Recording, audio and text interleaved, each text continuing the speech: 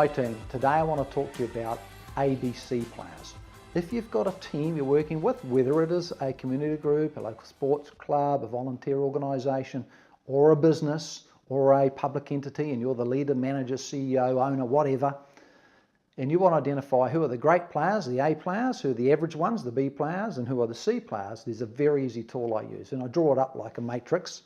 And on one axis I have high performer or low performer as measured by their key performance indicators for their role.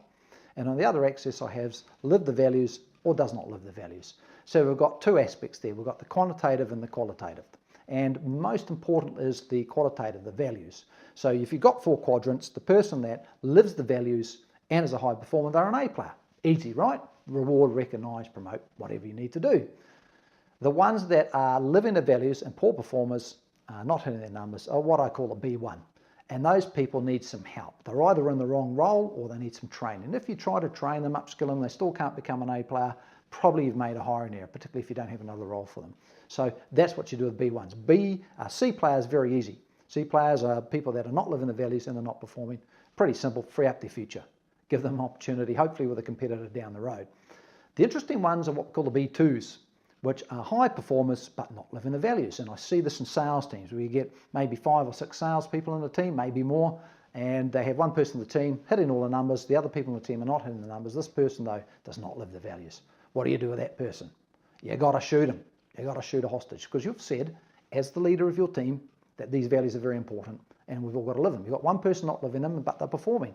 The rest of the team's looking at you as a leader to take action, to do something. So you've got to shoot a hostage. And I had this happen about 7 years ago with a client I was working with. It was a very big gym and they had a team of salespeople and this particular salesperson was hitting the numbers but not living the values and the rest of the team was not performing.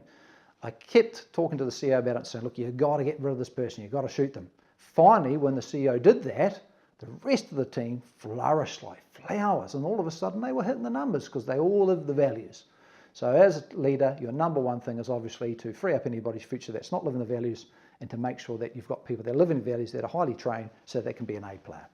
Let me know your thoughts on this. It's a really simple, useful tool. You can go through your team today and use it, see who's where and see what you need to do. And most of all, when you go out there today, be interested versus be interesting and have a super fantastic day.